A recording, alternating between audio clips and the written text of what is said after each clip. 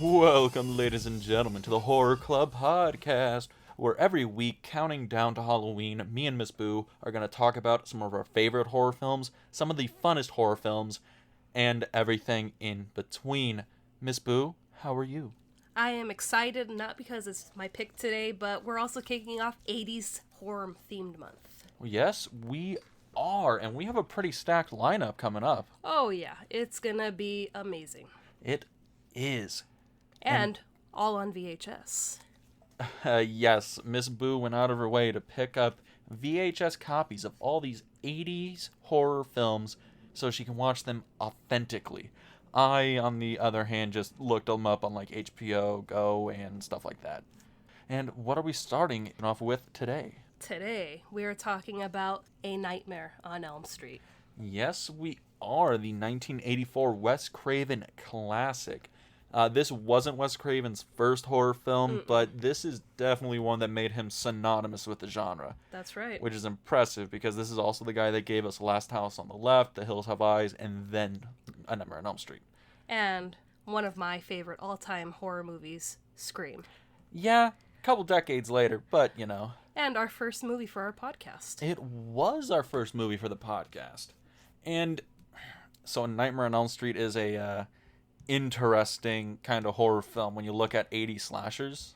It is, and Freddy's on the top of that list of 80 slashers. But before we jump into this episode, you know, it's a special week. Not because we're starting off 80s horror theme month, but it's also Wes Craven's birthday this month. Oh, it is? On the 2nd, yeah, so a few days ago. Wow. Yeah. All right, so happy birthday, Wes. Yeah, this episode is for Wes. All right, and I'm really glad we're talking about this film, because I've always had an affinity for A Nightmare on Elm Street. I don't know about you, but this is one of those 80s slasher flicks that really helped get me into, like, slasher films.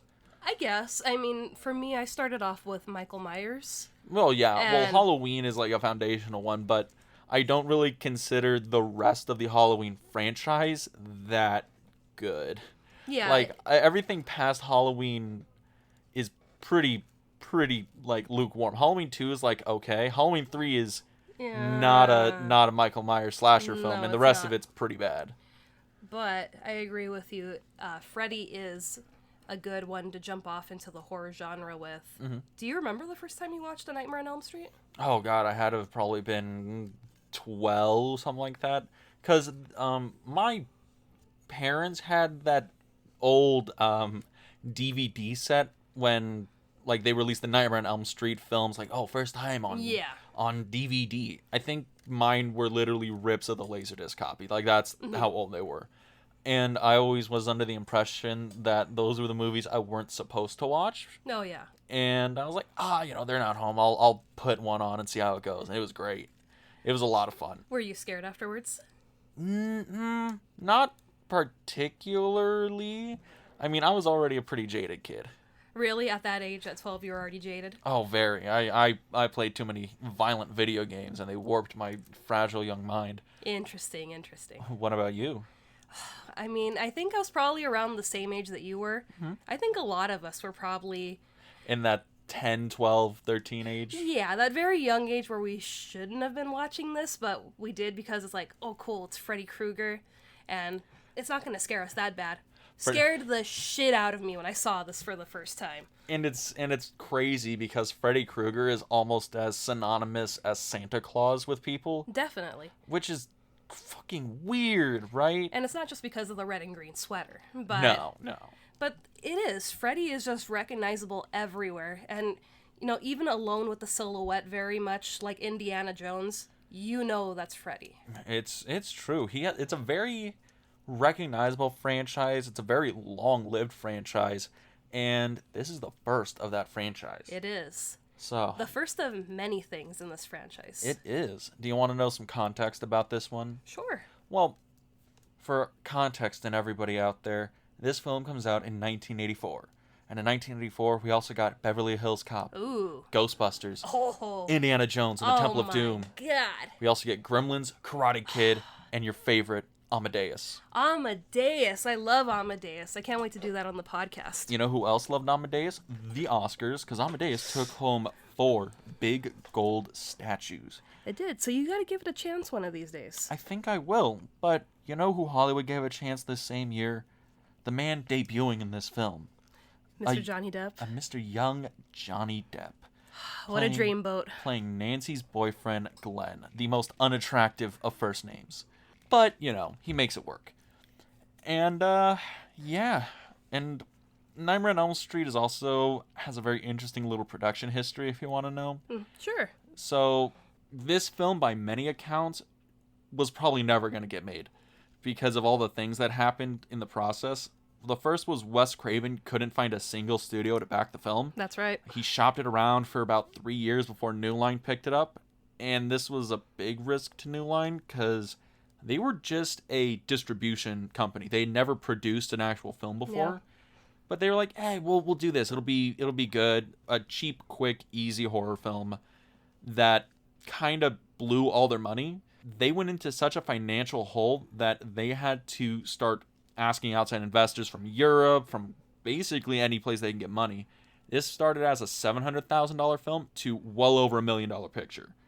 But when it got released, it got back $57 million. Oh, yeah. This movie is the reason New Line Cinema exists. That's why New Line, if people in the horror community are in the know, they call it the house that Freddy built. Because it really is the house that Freddy built. Without Freddy Krueger, New Line Cinema would not be a thing. And isn't there a documentary called The House That Freddy Built? I think there is. I think it is actually, it's called The House That Freddy Built, and it's literally a New Line Cinema documentary. I think they just talk about Freddy Krueger a lot because every time they were in the hole for money, a new Freddy Krueger movie would come out. Well, yeah, because they were just a distribution company, and this turned them into a studio. Yeah, they also went on, I believe they produced The Mask. I think they produced The Mask.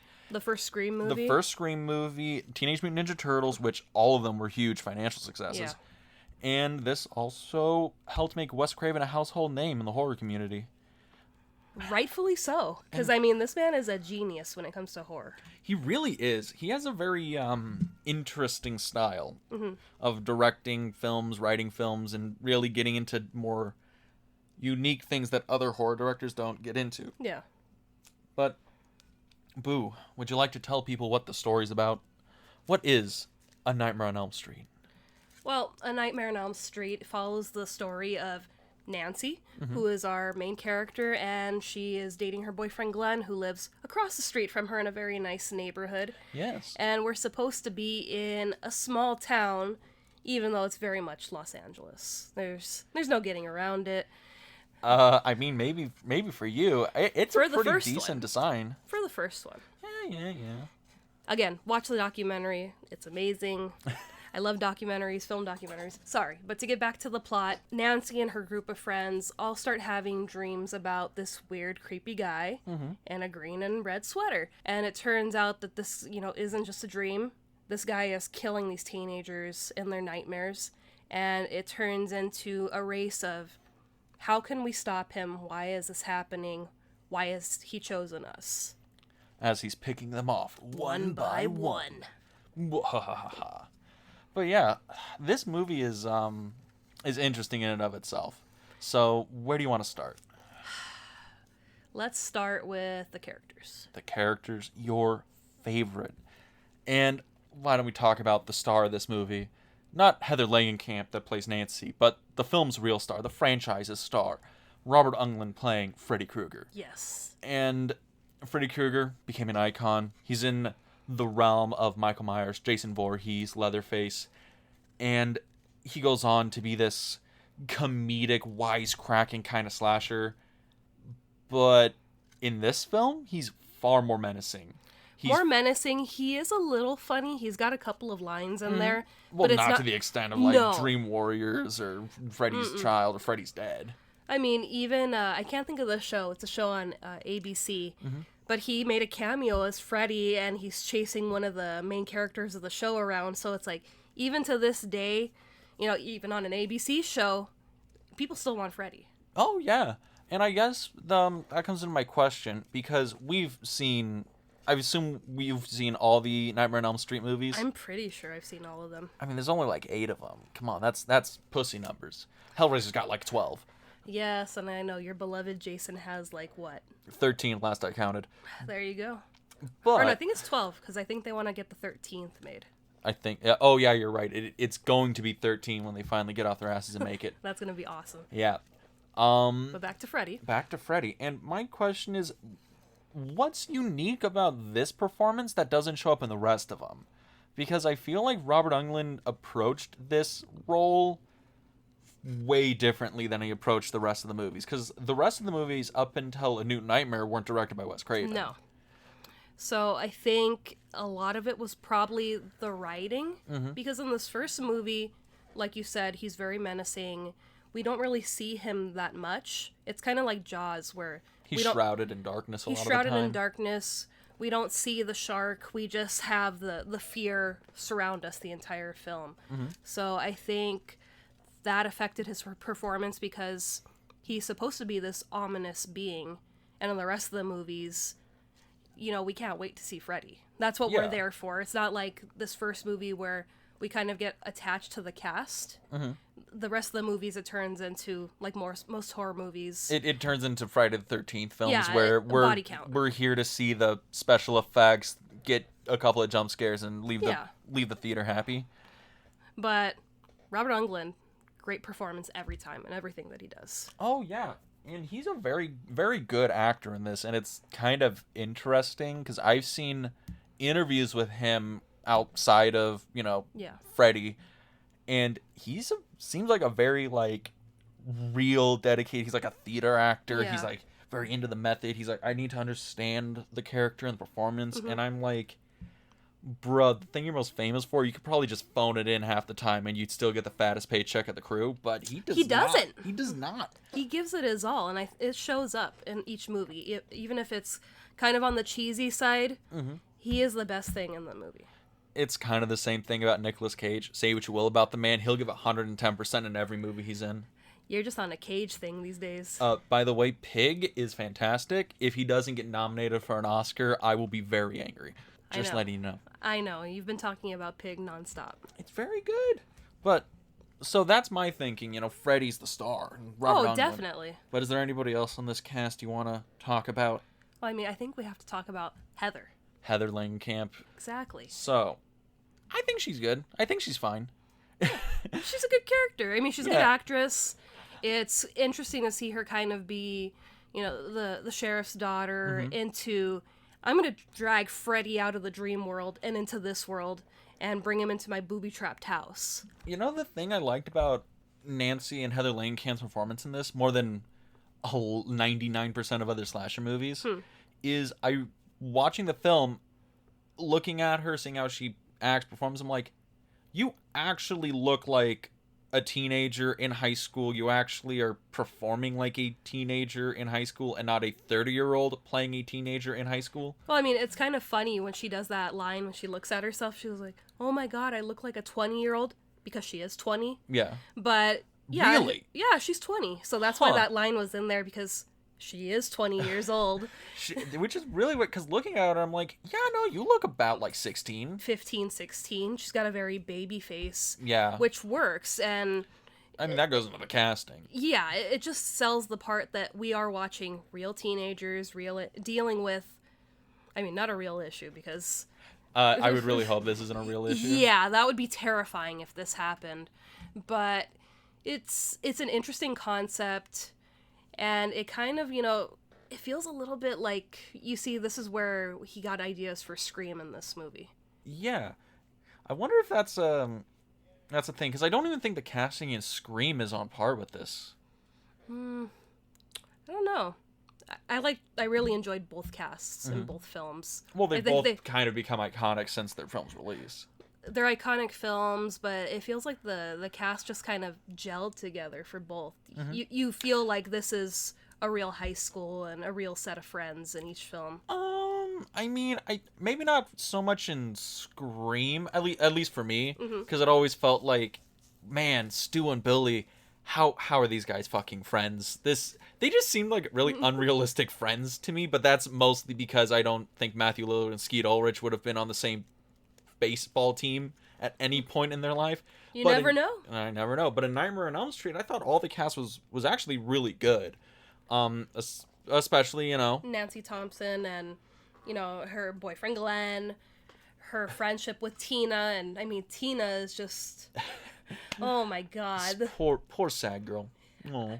I mean, that's the scene that scared the crap out of me. Oh, where she starts growing up on the ceiling and it's all that? Not even that. Her in the alleyway with Freddy when he puts his arms out and stretches them across. Okay, I'm going to say a lot about this movie. I'll give it a lot of praise. That effect does not hold up for me in any way, shape, or form. Hey, as I laugh at that scene. 11, 10-year-old seeing that dark alleyway, and then his arms retract back and he's just chasing her down the alley. I was just like, oh my god, I'm not going to sleep for a couple of days now. It might have been that even at like 11 or 12 years old when I saw this, I was like, that's a pretty crummy effect. I ain't gonna lie. You already said you were jaded by 11 years old. I'm sorry, it just happens. But you got to admit, out of all the effects, that's the one that doesn't hold up nearly as well.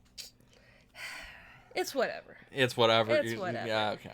But that and seeing her in the body bag, just being dragged through the school. That was cool. I like that. That was just like, shit my pants. Oh my god, that's horrific.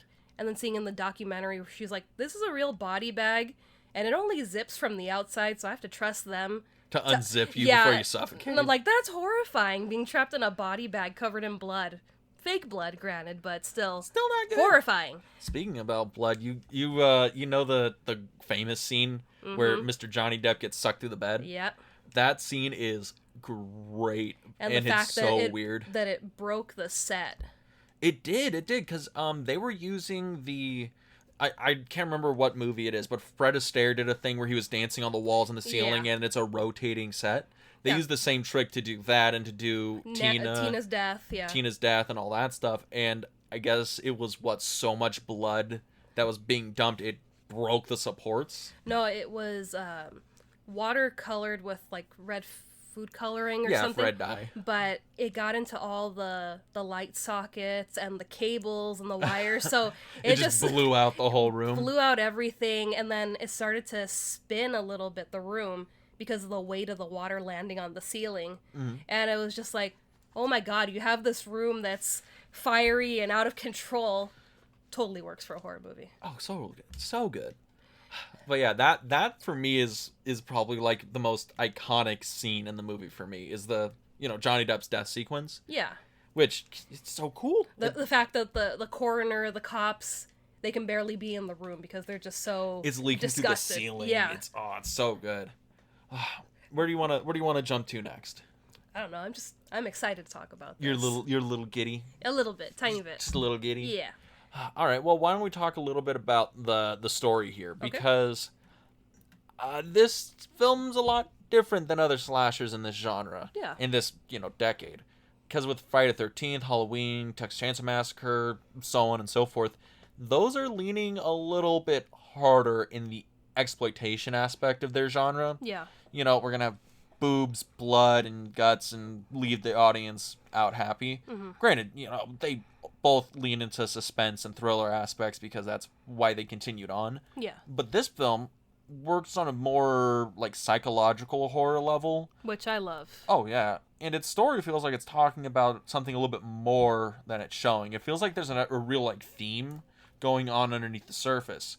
Did you pick up on anything like that during the film? Definitely, and there was a lot of, symbolism that they used in the movie. Like, we have Tina, who foreshadows her death, but also in her dreams we have the sacrificial lamb that keeps showing up. So we know she's the first one off the bat. So it's just interesting to pick up on those key little details. The little details that'll pay off later. Yeah. It's really interesting because I'm wondering... Because this film, I think there's a theme of the sins of the parents will be given to the children. Which we find out later in the film why Freddy is targeting these people. Yeah. And we find out that he's a pedophile murderer that has been killing the children of Elm Street. or Springwood, Ohio. Wherever it is. Yes. And it turns out all these parents, gang up together to kill him, and he is just on a vengeance trip to kill their children. Because magic, obviously. Yes. And I kind of like that theme because it's kind of interesting in the movie, because I don't think there's a lot of other horror films or slasher films of this genre or decade that really have a lot of deeper themes like that, because it seems like it's something that's a little bit subtle. It's more subtle than other kind of slasher flicks. Yeah. And I thought it was a really interesting story. It is, and the fact that Nancy's mom keeps the glove. That's weird, right? And it's like, why didn't you just burn that? No, it's her trophy. She's probably going around killing so many other people, and that's just like, this is my first trophy. You're like, what do you mean, Mom? Your first trophy. Don't you wonder where your dad is? At the police station? No, that's the stepdad. That's the secret we never get revealed in the movie. That's my deleted scene. We find out that Nancy's mom's a serial killer. But Mrs. Krueger? Nancy's the it makes so much sense now. But yeah, is there any other things about the story you picked up on, wanted to talk about? Anything cool you thought was neato burrito? I mean, I keep harping on this. It's not supposed to be a California movie.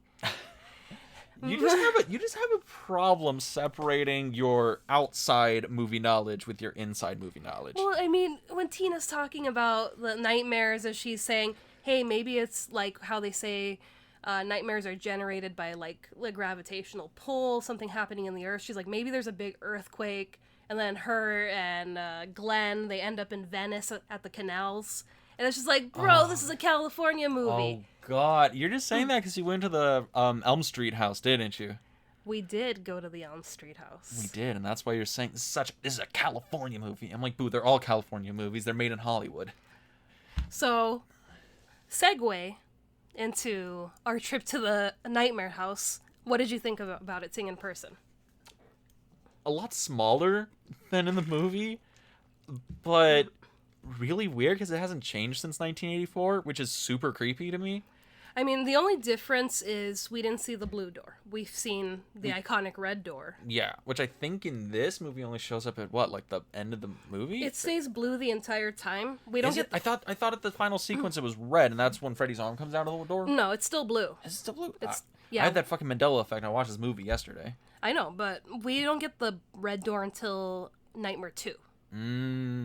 So I don't know if it was just a thing where maybe the production company suggested it to the homeowner. Hey, can we change it to red? They were probably like, hey, can we replace your door with a red one? And they were like, if you leave it there. They were like, sure. Honestly, that happens kind of a lot for production crews where they're built, because I guess a little inside baseball, when there's a production crew and they're building a set or they're building houses, facades, whatever, they don't want to pay to tear it down, because legally after you build something like that, you're supposed to tear it down. You can't just abandon it. Yeah. Mostly because back in the olden days, during the silent era, people would build these grand, lavish, epic sets and just leave them in the middle of the desert. Yeah. I mean, I think the set for D.W. Griffith's Intolerance stood in the middle of downtown LA for like 15, 20 years. Oh, yeah. It was there for a while. And just like rotted in the middle of the city. And people were like, why is this still here? And they're like, it's going to cost like $500,000 to tear down. So, besides the point, I can imagine a production crew was like, hey, can we touch up the house for the movie? And owners were probably like, yeah, absolutely. And they're like, oh, and we can leave it here, right? And they're like, yeah. And we don't have to tear anything down? Of course not. All right, perfect. The house, people who own the house got a free paint job and got the brand new door. It was really interesting going to the house because it looks exactly the same and it's creepy as hell. And the street's also very quiet. Yeah. It was unsettlingly quiet. Which is weird because we basically turned off like a big main street next to like 3 studios. Oh yeah, I mean, we were just like right off of Sunset. And there we were. Quiet. Deadly quiet. There were a couple of neighbors that were out there watching us when we were out there doing our photo shoot. So how scared were you that one of them was going to be like, Freddy Krueger? Robert Englund opens the door and is like, get off my lawn, kids, and slams the door in your face. I'd be like, wait, can I get a picture, please? Just one? And the door is in full Freddy makeup, and he's like, absolutely. You're like, no. Can you sign my glove? Yeah. So it was very interesting going to the Nightmare House. And I guess that is an interesting thing, because the house is very iconic. It ties a lot into the story. Yeah. And Nancy does Home Alone her way out of being murdered by Freddy Krueger. From this army book about booby traps, which apparently to the documentary, they did find this actual book. Yeah, that's a real book. Yeah, and all the things worked in it. And ironically, my dad, I saw that book and I was like, wait a minute, I checked my garage. My dad owns that book. He probably bought it back in like the 70s, 80s or whatever, because he was like, oh, this is a neat, garage sale find. Yeah. It was like $1, maybe, if that. It's back in the 80s. But yeah, that book I know is real. But I think the house is interesting, iconic, and it plays a lot into the story. Do you think that the location's playing into the theme of the movie? Maybe of like being trapped, because you're trapped in your dreams, you're trapped in your sleep, you're trapped in your house? It also makes it more personal too, because it's an invasion of your privacy coming in through your dreams, and it's sleep is so important. So to have that violated and to do it on your own home turf, it really feeds into the story, because we sleep at home. Yeah, this is all happening in Nancy's house, and it spills over into the next movie too. It's in Nancy's house again. Yes. So it's a lot kind of like Halloween, where a lot of the things circle around the Michael Myers house. Oh yeah, it is interesting, and I really liked it. I thought the movie also looked very good. Yeah. And that goes to Wes Craven as the director, which kind of gets me to another point here. Because, Wes Craven, we've seen his films on the podcast before, Scream, obviously. Yeah. And he like I said earlier, he felt different from other horror directors of this era. He brought something a little bit more unique to the table, whereas directors like John Carpenter, he had a great understanding of suspense. Yeah. Tobe Hooper, who did Texas Chainsaw Massacre, had a good understanding of like that visceral horror, like really, I'm gonna shove your face in this crazy stuff, kind of the audience. And Sean S. Cunningham, who did Friday the 13th, he was probably the director had the most understanding of his audience. He knew exactly what they wanted, which is why the Friday movie feels really like safe and formulaic, but it's almost like the perfect formula for a slasher movie. But then we have Wes Craven. What do you think was the unique thing he brought to the table as a director? Maybe something like the other directors didn't really have that made this stand out. It's got to be the psychological aspect, because he really makes you think. It's not just, why is he doing this to us? How can we get away? It's just, what fuels Freddy? And how can we defeat Freddy? Or is this just going to be a never-ending thing where he kills all of us and he just jumps onto the next batch of teenagers? Yeah, I think it's interesting that you say that, because he does push the character of Freddy to be more like a force of nature, whereas Michael Myers, Leatherface, Jason, they kind of became these characters that were forces of nature over time. Yeah. Freddy out the jump was like, this is a force of nature, but the unique thing that Wes Craven does is he does leave into that psychological horror. Yeah. He's playing more to the audience's head than to that like that cold spot on the back of your neck kind of thing that a lot of other directors were going for. I think he was trying to psych you out. Yeah. Whereas the other directors, I don't think was doing that. He was really good at psyching people out, making them look behind their shoulder. Not only that, just makes you afraid to go to sleep. How many times did you go to sleep, maybe younger when you were a kid or whatever, and you're not sure if you're asleep and you look behind you and you just, Freddy Krueger or something like that. Like, yeah. I feel like Wes Craven really understood why dreams inherently are freaky, because you as a person aren't always 100% sure if you're awake or asleep. And I happen to be a person where I have really vivid dreams. Yeah. So sometimes I can't tell that I'm in a dream, compared to other times where it's like, oh, okay, I know this is a dream. Let me just, get through the motions. It's like, no, I'm in this dream until I eventually wake up. So yeah, it's horrifying having this person that could just kill you in a dream, and you're not really aware, is this really happening, or you just never wake up. And then we get to the end of the movie where we have that, iconic Freddy reaches through, grabs Nancy's mom, sucks her into the door, and it just I'm cuts to credits. surprised that you think his arms across the alleyway is cheesier than... Oh, and her turning into a blow-up doll. Yes, and being pulled through the window. Okay. I'll say that is not a good effect at all, either. It's a pretty bad one. But I'm going with the moment here. Because it's a very interesting moment because it does cast a shade onto the film where... Was this all a dream? Was the entire film a dream? Mm-hmm. Where I think it works really well standalone. When you think about it, you're like, oh, that's weird. That's creepy. And then the sequels obviously rewrite history a little bit, but it's great. Considering that that's not the way that Wes Craven wanted to end the movie. He wanted to end it on a happy note. Really? Because he wanted this to be it. He just wanted one movie. Mm-hmm. And it was the studio that was like, we've got a gold mine here. Let's just keep this, cash cow going. The house that Freddy built. Yes. And it would have been interesting just to kind of have it as a one and done. Mm-hmm. Because it works so well as a single movie itself. Oh, yeah. Because that fear of, can he ever come back? Mm-hmm. Just letting that kind of, linger in the background versus, okay, he's going to be back next year. Let's see how they bring him back. Oh, wow. The Friday the 13th syndrome. Yeah, oh, wow, years later, a dog peed on his grave and now he's back.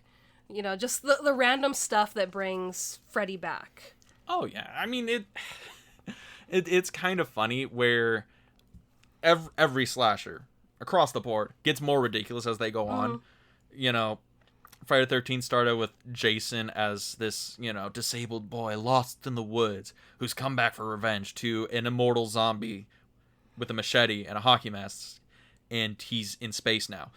Yeah. Whereas Freddy, I feel they kind of knew that this was going to get ridiculous real quick, and the dream stuff just allowed him to be more playful with how ridiculous things got. So I wonder if that's why the Nightmare on Elm Street movies kind of aged a little bit better, because they knew what they were way earlier than the rest of them. They knew what they were. They've kept up with the comedy, too, so you're not just seeing, like, a gore fest. Yeah, it's not like Texas Chainsaw Massacre. Yeah, you want to hear the new catchphrases that Freddy's going to say. Yeah. Welcome to primetime, bitch. Oh, one of the best. Best ones. Dream Warriors, by far. Best sequel. I mean, this movie has its great ones, too, with, I'm your boyfriend now, Nancy. This is God. Is that the one? That's in this movie, right? Yeah, that's in the alleyway. Oh, okay. Because that one, that silhouette, the lighting in there, I think there's a little bit of smoky effect. That's creepy. And him making a phone out of his hands. That's good. Yeah. It's good. But yeah, like, I think this movie actually holds up really well to modern viewing. Definitely. It feels like an 80s movie. You feel like you're transported back to the 80s. But it's aged super well. Yeah. I don't know if it's because of the psychological story behind it. I think that might be what it is, because I know a lot of these style of slashers don't really age all that well. Most people watch them for the kish value. Yeah. This, it's like, yeah, it's an 80s slasher, quote unquote, but it actually feels kind of timeless. There's nothing that dates the movie super bad. There's nothing like, okay, that's really weird, like, lingo they're talking daddy-o in some movies or anything cool like cat. Yeah, cool cat or anything like that. It's the bee's knees. Exactly. This movie feels way more modern in terms of like 80s slasher flicks, which I think is why it's held up so well. Also, what do you think about John Saxon being the top bill in this movie? John Saxon's great. He was in Enter the Dragon. And also Black Christmas, which is another movie we watched. We did for our spooky Christmas we did last December? Yes. We wanted to do spooky Christmas. Expect another one. You can never tell. Exactly. But I think it's interesting that John Saxon is the top bill in this movie, and just the superstar that Johnny Depp became. Oh, yeah. Well, I mean, at the time, I think he had only done 21 Jump Street. No, this was his... That was full debut. Like, he hadn't done TV or anything like that? I don't think so. I think this was, like, his actual on-screen debut. Really? Yeah, so it's just, you have Johnny Depp that becomes a powerhouse after this. You have Robert Englund that, is forever going to be Freddy. Yeah. Superstar. They tried to remake Nightmare on Elm Street a couple years ago. Oh, God, no. I refuse to watch Jackie. it. You never seen it? No, I refuse to watch it. honestly, it's not great. I don't think there's any. Okay, there's like maybe one or two horror remakes that they've made in the 2000s that are okay. Mm-hmm. That one is not one of them. It's actually pretty bad. But Jackie Earle Haley, who who plays Freddy. Sorry, I'm getting all tongue tied. He's actually not bad. He's like the best part of that movie. Yeah, you know, I don't have anything towards the actor, but it's just like It's an iconic character who made an actor an icon. Yes. And you don't really ever want to see another actor play that character. Exactly. Which feels kind of bad because I think Robert Englund officially retired as playing Freddy Krueger or making appearances as Freddy anymore. Well, he did that appearance on that ABC show. Ooh, I think that was last year or maybe the year before.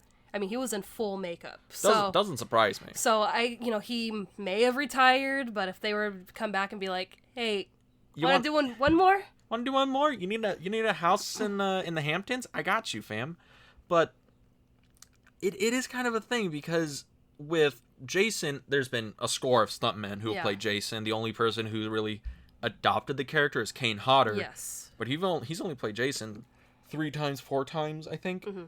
Then you have Gunnar Hansen, who played Leatherface, and he played Leatherface in the first one, best portrayal of the character, but we never see his face. No. And even with Michael Myers, score of stuntman, Nick Castle's probably the most famous person to play. And James Jude Courtney, who has been the current Michael for 2018 and Halloween Kills. That's true, and that's the thing. But we never see their face. We see Freddy's face, and now in Robert Englund, you can never get a stuntman to play Freddy. No. Which means there's gonna be a point where we're never gonna get any more Freddy films. That's gonna be a sad day. It's true. Well, I mean, there is the thing where, like in the Marvel films we talked about the other month, and the superhero franchises, there might come a day where they'll try and remake this or start it again with a new Freddy Krueger. And computers are getting better every day. So, they are, who knows? but at the same time, he is Freddy Krueger. Mm-hmm. He makes Freddy special. Mm-hmm. And it's like, he's the slasher, but you're excited to watch the movies to see him. As a kid, was he the first actor you knew as that character? Was it like a thing when you were watching movies, you're like, oh, that's Freddy, and only that person can be Freddy? Yeah. Yeah? I think so, because like you were saying, with everyone that wears masks, anyone can change out the mask and don the costume, and you don't know who it is underneath it. It's just, you see Freddy's face. Every movie, he is this person. I mean, I was just watching, was it Dead and Buried by Stephen King? Mm-hmm. And Robert Englund is in the movie. Mm-hmm. It's, I think, early 80s. It must have been before A Nightmare on Elm Street came out. Mm-hmm. And right off the bat, I'm like, oh, Freddy's in this movie. So He's not Robert Englund, he's Freddy. He's Freddy. Okay, final question I got for you, Boo.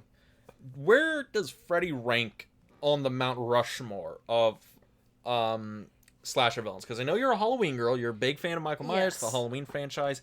I'm a big Friday fan. Friday the 13th is, Jason Voorhees. That's where I live. But where does Freddy rank for you? Where does he end up?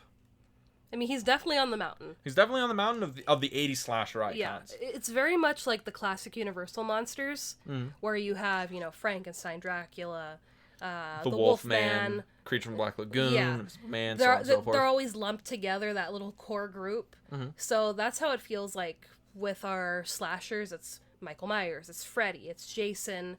I would probably add Leatherface on there. Well, because there's it's not too many. Difficult because you want, for the Mount Rushmore, it's like, oh, it's the ones who've lasted the longest, who've still maintained a good reputation and blah blah blah. Because it's like there's like Chucky, Leatherface, but the problem is the Chucky movies devolved really quickly, and the Texas Chainsaw Massacre movies.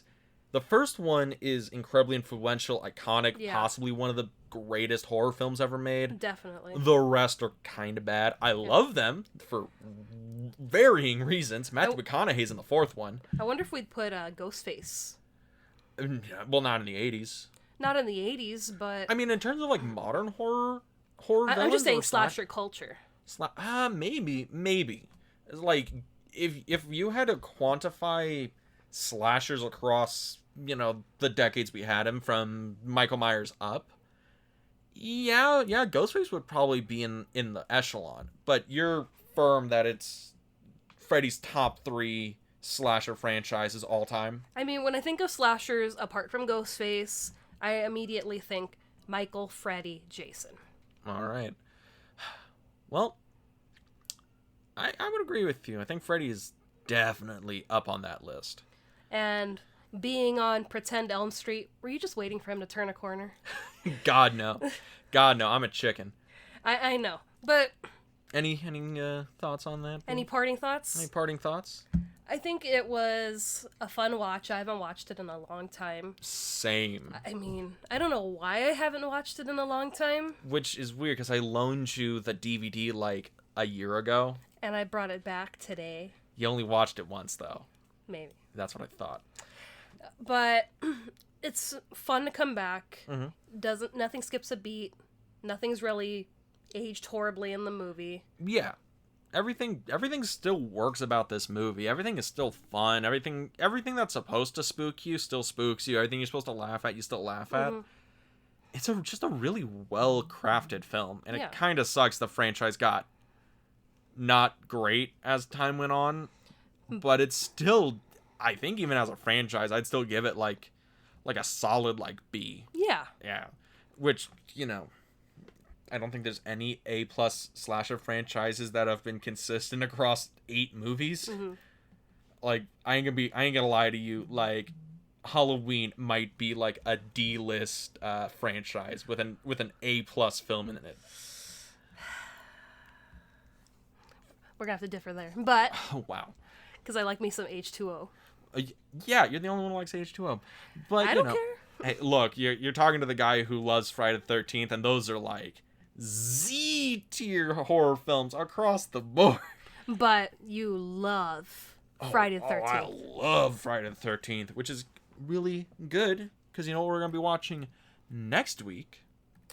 What are we watching next week? We're going to be watching Friday the 13th. Oh my god. Yes, we are. I think this one is probably the most iconic of the 80s slasher franchises. It's definitely the one that spanned the full 1980s the hardest, because there's a Friday movie that came out every year, right? Every year for I think 8 solid years, up until the first one comes out in 1980, and I believe the last one of the True Friday series, which is Jason Goes Manhattan, which is the 8th one. Great.